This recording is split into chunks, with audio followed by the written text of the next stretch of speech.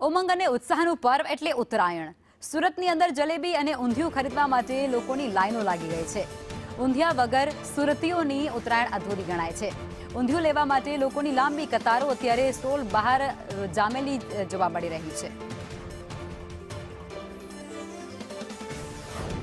આજે ઉત્તરાયણનો તહેવાર છે અને સુરતી લાલાઓનો મનપસંદ એટલે ઉત્તરાયણનો તહેવાર વહેલી સવારથી ધાબા પર પતંગ લઈને ચડી જતા હોય છે। ત્યારે ઊંધિયું ખાવાની પણ અનેરી પરંપરા છે। ત્યારે જોઈ શકાય છે કે ઊંધિયું ખાવા માટે લોકોની લાંબી લાઈનો લાગી છે। ત્યારે પતંગ રસિયા અને ઊંધિયું જે લેવા આવ્યા છે તેમની સાથે વાત કરીશું। બેન, શું કહેશો, કઈ રીતની પરંપરા સુરતની ઊંધિયું અને ઉત્તરાયણની?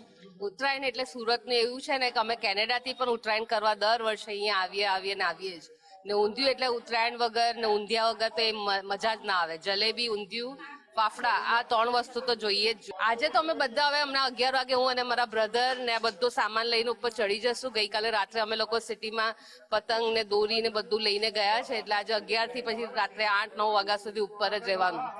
આજનું પર્વ એટલે સુરતીઓ માટેનું બહુ જ મહત્વનું પર્વ।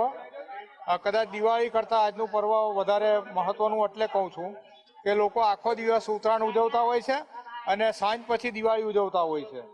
સાંજે મને લાગે છે કે દિવાળી કરતાં પણ વધારે ફટાકડા આજે લોકો ફોડશે અને પૂરા પરિવાર સાથે ઉજવાતો તહેવાર એટલે ઉત્તરાયણ। સુરતના લોકો આજનો તહેવાર મનાવશે। બિલકુલ, તો ઉત્તરાયણની શરૂઆત થઈ ગઈ છે અને સુરતી લાલાઓ છે તે ઉત્તરાયણનો તહેવાર છે તે ઊંધિયું, ફાફડા, જલેબી સાથે મારતા હોય છે, સાથે જ ડીજેની તાલ પર પણ ઝૂમી ઉઠશે। એટલે સુરત શહેરમાં સુરતી લાલાઓ અનોખી રીતે આ ઉત્તરાયણનો તહેવાર મનાવે છે અને આજે ઉત્તરાયણના તહેવારના નિમિત્તે કરોડો રૂપિયાનું જે કહેવાય કે ઊંધિયું પણ જાપતી જશે। કેમેરા પર્સન ભૂષણ ચૌધરી સાથે મનીષ પરમાર, સંદેશ ન્યૂઝ, સુરત।